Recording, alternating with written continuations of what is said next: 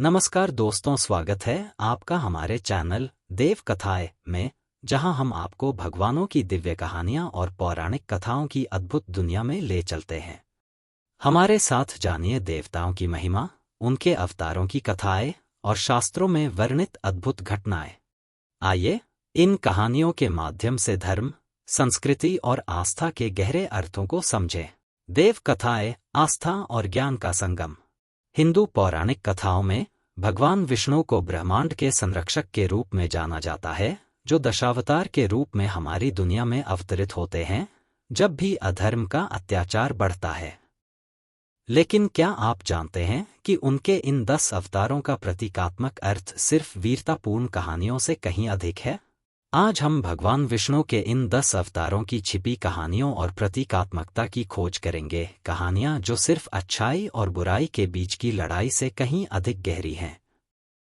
मत्स्य, मछली अवतार, भगवान विष्णु का पृथ्वी पर पहला अवतरण है। यह जीवन के जल से प्रारंभ का प्रतीक है, लेकिन क्या आप जानते हैं कि मत्स्य की कहानी सिर्फ वेदों को बाढ़ से बचाने तक ही सीमित नहीं है?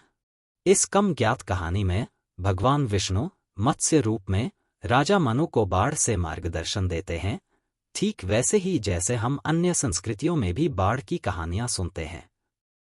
लेकिन यहाँ छिपा अर्थ है ज्ञान और सभ्यता का जन्म, क्योंकि मनु को मानवता का पुनर्निर्माण करने का कार्य सौंपा गया है। इसके बाद है कूर्म, कछुआ अवतार। भगवान विष्णु ने यह रूप समुद्र मंथन के समय लिया, एक कहानी जो देवताओं, दानवों और अमृत की खोज से भरी हुई है। लेकिन सतह के नीचे कूर्म अशांति के समय स्थिरता का प्रतीक है। जैसे कछुआ अपनी पीठ पर अपना घर लेकर चलता है, विष्णु कूर्म रूप में अशांत समय में स्थिरता का प्रतीक है।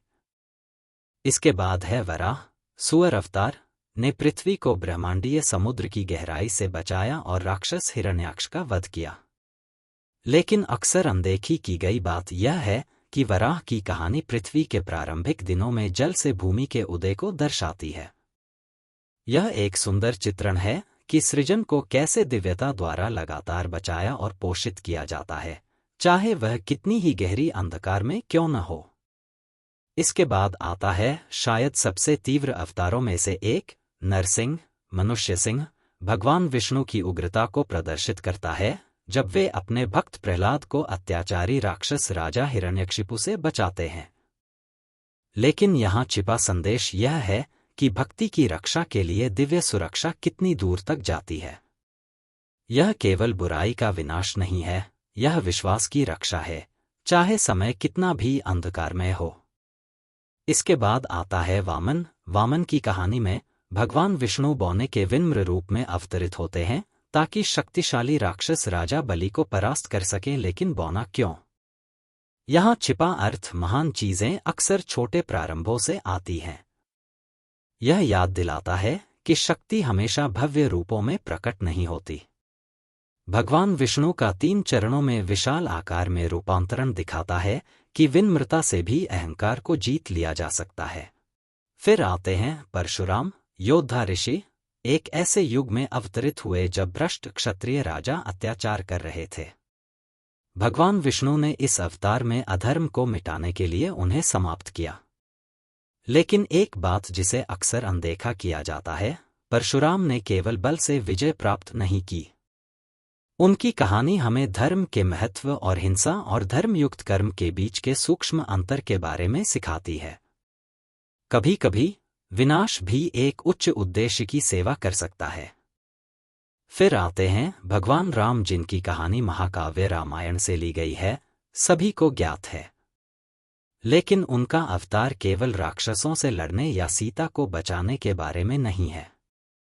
राम आदर्श राजा और आदर्श पुरुष का प्रतीक हैं। उनकी यात्रा हमें बलिदान, कर्तव्य और दिव्य सिद्धांतों के अनुसार जीवन जीने के बारे में सिखाती है। लेकिन रामायण का मूल सवाल यह है, धर्म की रक्षा के लिए हम क्या छोड़ सकते हैं?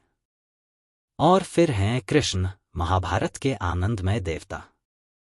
हम कृष्ण को अर्जुन के मित्र और मार्गदर्शक के रूप में जानते हैं, जो भगवद गीता के शाश्वत ज्ञान को प्रदान करते हैं। लेकिन कृष्ण की कहानियों में छिपे हैं कूटनीति, प्रेम और संतुलन के पाठ। वे दोनों खेल खेल में और ज्ञान। फिर आते हैं भगवान बुद्ध, जिन्हें विष्णु का नवां अवतार माना जाता है, सत्य और अहिंसा के प्रतीक हैं। उनके अवतरण ने करुणा और आत्मज्ञान के मार्ग को दुनिया के सामने रखा। लेकिन क्या आप जानते हैं कि बुद्ध का यह अवतार जीवन के कर्म सिद्धांत और जीवन के चक्र से मुक्ति का भी प्रतीक है? भगवान बुद्ध का संदेश था कि हम आत्मज्ञान और धर्म के मार्ग पर चलकर दुखों से मुक्त हो सकते हैं।